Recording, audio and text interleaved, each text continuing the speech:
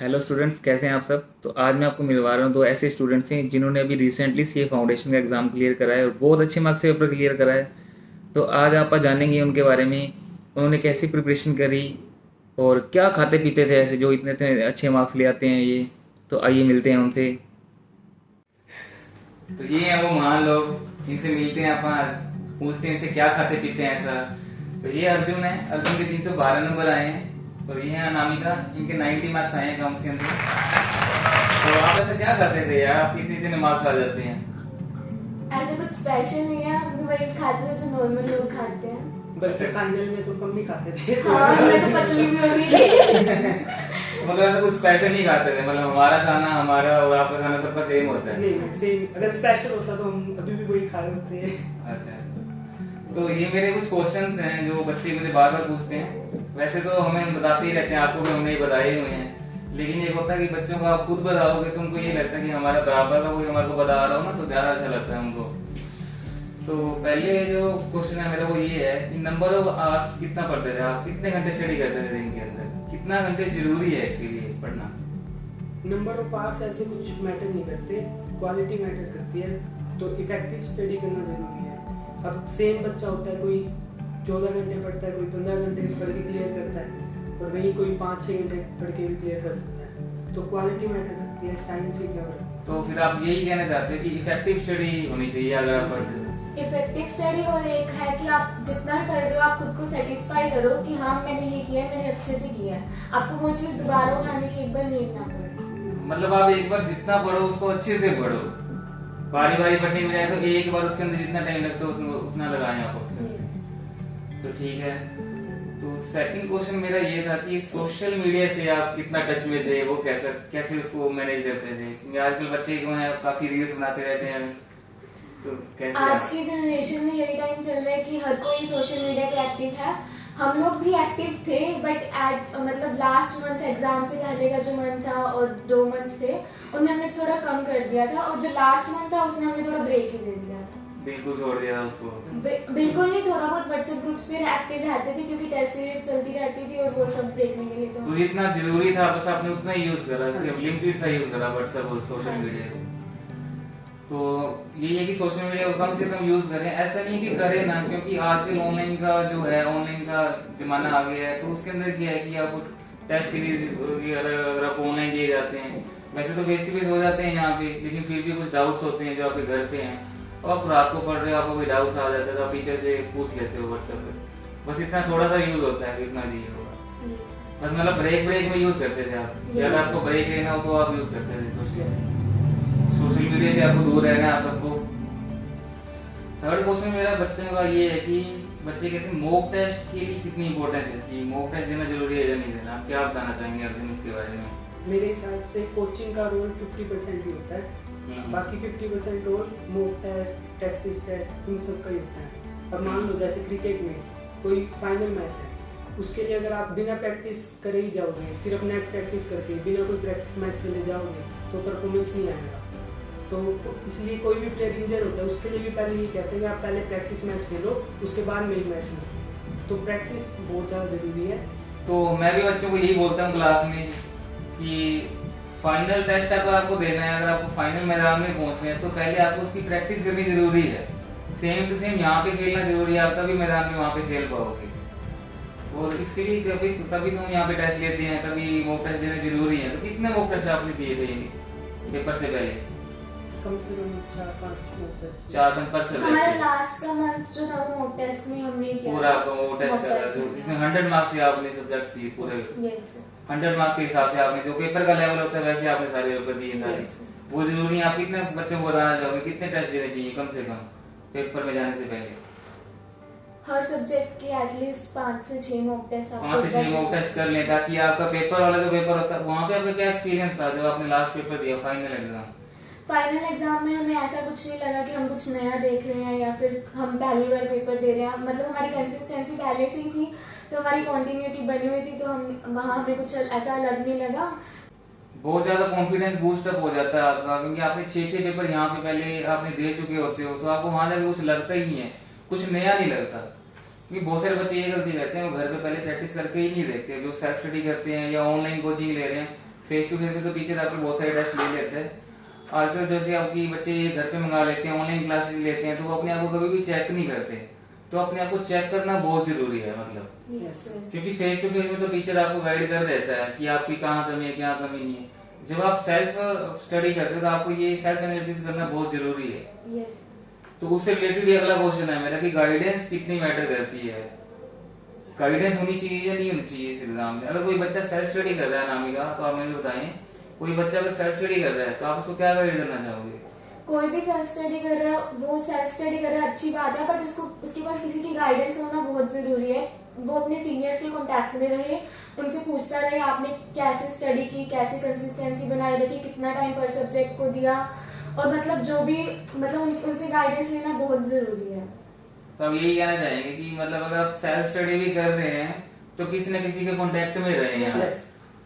आप अपनी एटीट्यूड में मत लें कि मैंने बस ये पढ़ लिया, क्योंकि ना आप सेल्फ एनालिसिस नहीं कर पाते। बच्चे कई बार इसके अंदर क्या होते हैं, सीए ये जो प्रोफेशनल कोर्स हैं इसमें बच्चे ओवर कॉन्फिडेंट हो जाते हैं। ओवर कॉन्फिडेंट हो जाते हैं कि मुझे तो सब आता है। तो उनको चेकिंग के लिए, चेक करने के लिए गाइडेंस की बहुत जरूरत होती है कि वो कहाँ लेट कर रहा है। उसके लिए टेस्ट वगैरह भी जरूरी होते हैं, जैसे अपन अभी बात करिए टेस्ट की। तो मतलब गाइडेंस जरूरी है। गाइडेंस के बगैर आप नहीं पहुंच सकते। गाइडेंस एक हमें मोटिवेशन भी मिलती है उस बंदे ने कैसे किया, वही हर्डल्स हमारे पर भी आएंगी तो हमें थोड़ा एक आइडिया भी लग जाता है कि हमें कैसे प्रिपेयर करना है खुद को। तो जर्नी तो हर स्टूडेंट की लगभग सेम सी होती है, बस टाइमिंग का वो होता है कि चलो टाइमिंग का भी आप पूछ लेते हैं कि किस टाइम में सब पढ़ना जरूरी होता है, रात को या सुबह या कैसे, मतलब बताना चाहोगे बच्चों को कुछ? वो खुद के ऊपर ही होता है। जिस टाइम पे अगर आपका ज्यादा फोकस बनता है उस टाइम में पढ़ना चाहिए। ऐसे किसी के कहने पे नहीं मानना चाहिए कि ये तो रात को पढ़ता है तो रात को पढ़ के ही क्लियर होएगा, तो ऐसा कोई जरूरी नहीं है। अगर आपका सुबह अगर ज्यादा अच्छा फोकस बनता है तो आप सुबह पढ़ो, अगर रात को बनता है तो रात को। तो कोई भी टाइम का उसके अंदर कोई वो नहीं, शुभ मुहूर्त नहीं होता कि आपको सुबह 7 बजे बैठना है या 4 बजे बैठना है। काफी सारे बच्चे कहते हैं सर हमारा हम सवाई में शुरू नहीं करेंगे, मतलब अब काफी सारे बच्चे क्या होते हैं उन्होंने सोचा था कि मैं 4 बजे उठूंगा, उस सवा मतलब 4-5 बजे उठ जाते हैं तो वो कहते हैं मैं सीधा 4:30 ही बैठूंगा या 5 बजे उठूंगा, मैं सो ही जाता हूँ। तो ऐसा कोई शुभ मुहूर्त नहीं होता। हर टाइम जब आप बैठ जाओगे सारे शुभ मुहूर्त ही होते हैं आपके। तो चाहे आप रात को पढ़ो चाहे दिन में पढ़ो, इफेक्टिव स्टडी आप खुद अपने हिसाब से देखो कि आपकी इफेक्टिव स्टडी कब आती है। ठीक है, तो अगला क्वेश्चन जो बच्चे पूछते हैं वो रिविजन्स का पूछते हैं कि रिविजन्स कितनी करनी है हमारे एग्जाम से पहले, उसके बारे में क्या बताना चाहेंगे आप? रिविजन्स कितनी है ऐसा कुछ नहीं होता भाई। जब भी करो तो अच्छे से करो कि दोबारा उसको, जब तक आपको ऐसा लगे कि अभी तक ये टॉपिक क्लियर नहीं है तब तक उसको रिवाइज करते रहो।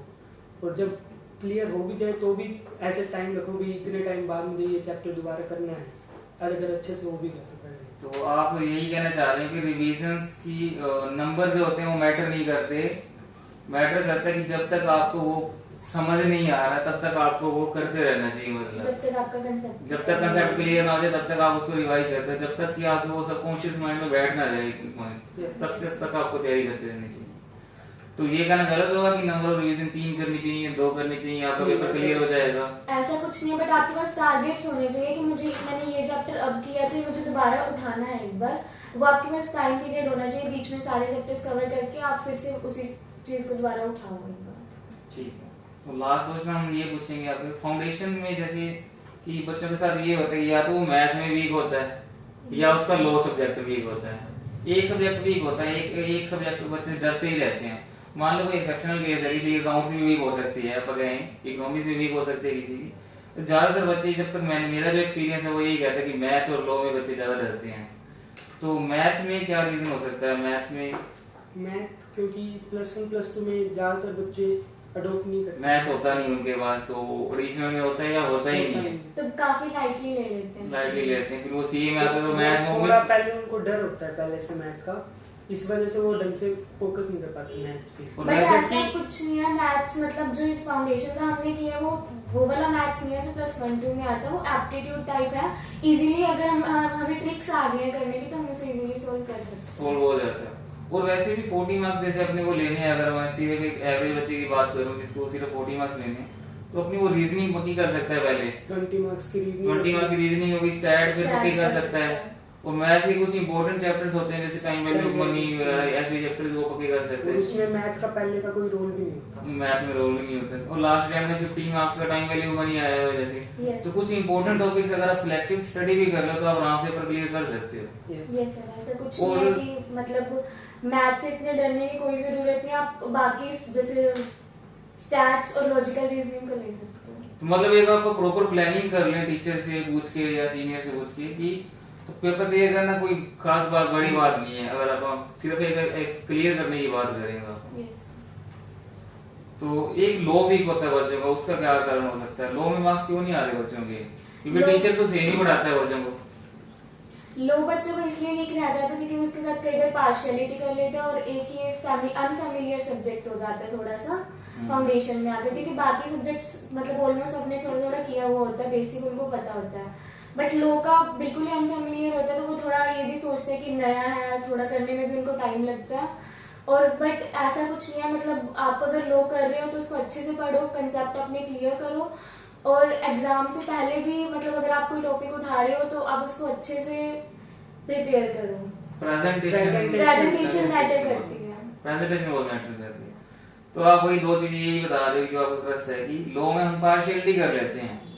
Yes. क्योंकि मैंने ये देखा कि बच्चों से मैं जब पूछता हूँ कि आप कितना टाइम स्टडी करते हो तो उसके अंदर वो बता रहा होता है कि अकाउंट्स को मैंने 3 घंटे दिए हैं आज और लॉ को मैंने पढ़ा सिर्फ आधा घंटा। तो ये जो बच्चे पार्शियलिटी करते हैं ना लो सब्जेक्ट के साथ, इसकी वजह से इनके मार्क्स कम आते हैं, जहां तक मैंने देखा ऑब्जर्व कर। अगर आप अकाउंट्स और लॉ को बराबर टाइम दोगे तो आपकी लॉ कभी भी वीक नहीं होगी, ये मैं गारंटी देता हूँ। अगर इसके बाद भी अगर आपकी वीक है तो आप मेरे से बात करें। लॉ को जो क्वेश्चंस होता है उसको प्रेजेंट करना बड़ा मैटर करता है लॉ का, क्योंकि पहले प्रोविजन लिखना फिर कंक्लूजन लिखना। और बच्चे क्या करते हैं कि वो सीधा कंक्लूजन से स्टार्ट कर लेते हैं, जब डायरेक्ट क्वेश्चन आता है तो वो सीधा लिख देते हैं हाँ ये स्टेटमेंट वैलिड है या इनवैलिड है। तो हमने पास्ट जो चेक पेपर्स आईसीआई वाले तो वो तुमने प्रेजेंटेशन देखी थी। आपने वो सारे सजेस्टिव आंसर देखे थे पहले वाले, आपको पता था कि इंस्टीट्यूट का इस क्वेश्चन का आंसर कितना लिखना होता है। और राइटिंग कैसे प्रैक्टिस भी करते हैं? मैटर करती है। अगर आप कोई चैप्टर कर रहे हो तो उसकी राइटिंग, उसके क्वेश्चंस की राइटिंग प्रैक्टिस जरूर करो। एक दिन में 2 क्वेश्चंस जरूर लिखने का ट्राई करो ताकि आप तो एग्जाम मतलब में डेली वाइज आप 2 क्वेश्चन कम से कम जरूर लिखें। आप ये कहते हैं कि लोग में आप ताकि आपको एग्जाम में आइडिया हो कि हमें कैसे लिखना है, किस क्वेश्चन का आंसर किसके अकॉर्डिंग करना है। तो क्वेश्चन तो खत्म हो गए, लेकिन मेरा एक लास्ट क्वेश्चन ये है कि आपने जैसे 300 प्लस मार्क्स लिए हैं तो बच्चों के 200 नंबर ही नहीं आते, 40 नंबर लेने के लिए बच्चा तरस जाता है। तो उन बच्चों से एक्स्ट्रा क्या चीज आपको ऑब्जर्व करी है आपने पेपर क्लियर होने के बाद? आपने ऐसे एक्स्ट्रा क्या किया था कि मतलब बहुत ज्यादा डिफरेंस है यार, 112 नंबर ज्यादा है आपके? एक्स्ट्रा ऐसे कुछ नहीं, बस जो पॉइंट्स अभी बताए हैं यही कि कंसिस्टेंट रहो। सबसे मेन बात कंसिस्टेंसी और प्रेजेंटेशन बहुत जरूरी है। मतलब कहीं ना कहीं प्रेजेंटेशन का मैटर करती है, प्रेजेंटेशन आता मैटर सबको होता है लेकिन वो प्रेजेंट नहीं कर पाते। प्रेजेंट नहीं कर पाते, अपनी बात को कन्वे नहीं कर पाते। तो 4 बातें अगर मुझे पता है तो मैं 2 बता पाता हूँ पेपर में, ऐसे आपके अंदर की। तो नामिका आपके अकाउंट में 90 मार्क्स आए, बहुत बड़ी बात है अकाउंट के अंदर 90 मार्क्स आना, 90 विलेन। ये प्लस 1 प्लस 2 में देखते होते थे हमेशा ऐसी चीजें। सीए के अंदर तो बच्चों के 40 मार्क्स 50 मार्क्स नहीं आते, तो 90 मार्क्स के अकाउंट में आपने कैसा मतलब ऐसा क्या किया था उसके अंदर आपने? अकाउंट्स एक वैसे भी इंटरेस्टिंग सब्जेक्ट है और मेरा स्टार्टिंग से भी इसमें इंटरेस्ट काफी अच्छा था। बट मतलब अब जैसे अगर फाउंडेशन की बात लेके चले तो मैंने यहाँ पे रेगुलर कंसिस्टेंसी बनाई रखी है अकाउंट्स में और रेगुलर डाउट्स भी लेती रही हूँ। और मेन है कंसेप्चुअल क्लैरिटी। कंसेप्ट्स यहाँ के जो मेरे मेंटर्स थे उन्होंने मुझे बहुत अच्छा गाइड किया, मुझे बहुत हेल्प की और जिनकी वजह से मेरे कंसेप्ट्स क्लियर होते गए। और एग्जाम से पहले भी मेरी मतलब जो अकाउंट्स के क्वेश्चंस की रिवीजन होती है वो भी मेरी 3 से 4 बार हो चुकी थी। तो 4 रिवीजन आपकी हो चुकी थी, मतलब Yes. क्वेश्चन कोई नहीं छोड़ा होगा। यस और एक अच्छा यहाँ से का भी फर्क होता हाँ, है। तो यहाँ से मेरा एक क्वेश्चन ये भी आ जाता है जो आप बात कर रहे हो अर्जुन, आपने मटेरियल कौन सा पढ़ा था? मतलब इतने मार्क्स लाने के लिए क्या मटेरियल को आप प्रेफर करते हो? फैकल्टीज के जो इधर उधर चल रहे हैं, ऑनलाइन चल रही है, इधर उधर चल रहे हैं व्हाट्सएप पे, या इंस्टीट्यूट का मटेरियल आपने फॉलो करा? क्या फॉलो करा था? इंस्टीट्यूट का मटेरियल।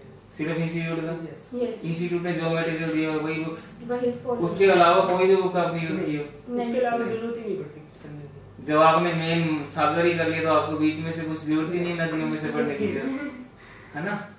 तो मतलब यहाँ पे आप क्या कहना चाहोगे इंस्टीट्यूट के मटेरियल के बारे में? मतलब सफिशिएंट है वो? More than more than sufficient. Sufficient है। तो 312 मार्क्स आए आपके सिर्फ इंस्टीट्यूट के मटेरियल से आए। तो यही मैं बताना चाह रहा हूँ, आपको इंस्टीट्यूट के मटेरियल के अलावा कुछ भी पढ़ने की जरूरत नहीं है। अगर आपके पास जो मटेरियल है उसमें अगर एक चैप्टर के अंदर 80 क्वेश्चन है, 70 क्वेश्चन है, उसकी बजाय आप इंस्टीट्यूट के 10 क्वेश्चन कर ले, वो ज्यादा रेलेवेंट है। 10 Yes. क्वेश्चन 3-4 बार कर लो। हाँ, वो 10 क्वेश्चन को आप इतनी बार कर लो, क्योंकि जो मेरा एक्सपीरियंस ये कहता है कि इंस्टीट्यूट जितने क्वेश्चन देता है आपको, उसमें वो अपना हर कंसेप्ट कवर कर देता है। देखो एक्सेप्शंस भी होती हैं, अगर कवर नहीं हो रहा तो टीचर आपको गाइड कर देते हैं कि ये 2-4 क्वेश्चन और एक्स्ट्रा बनते हैं, ये भी कर लेने चाहिए आपको, वो हम आपको अलग से करवा देते हैं, जैसे आपको करवा देते हैं। यस तो इंस्टीट्यूट का मटेरियल सफिशिएंट है, मोर देन सफिशिएंट है, तो उससे तो आप कॉम्प्रोमाइज कभी भी ना करें। तो मतलब ये कहना सही होगा कि ब्लंडर मिस्टेक है अगर कोई इंस्टीट्यूट को मटेरियल को साइड पर रख के किसी और फैकल्टीज के या इधर उधर से ऑनलाइन पढ़ लिया, कर लो, लेकिन Preference. प्रायोरिटी इंस्टीट्यूट को दें आप इंस्टीट्यूट में, क्योंकि इंस्टीट्यूट ने अपने पेपर देना है तो वो कहाँ से देगा, अपने Yes. materials। वो उसको ये तो पता नहीं कि किसी जगह पर वो फैकल्टी पढ़ा रही है उसकी बुक से पेपर देना है, इंस्टीट्यूट तो अपनी मटेरियल से ही देगा, तो प्रायोरिटी आप इंस्टीट्यूट के मटेरियल को दें। तो यहाँ पर बहुत अच्छा लगा, आपसे बहुत बहुत बधाई हो, आपको इतने मार्क्स आए हैं, आपके you, sir. फ्यूचर के लिए आपको करते हैं, आपको फ्यूचर के लिए, आप फ्यूचर में भी आप आगे बढ़े, ऐसे ऐसे मार्क्स लाते रहे, रैंक लाते रहे आगे, best of luck. Thank thank you you sir. Sir.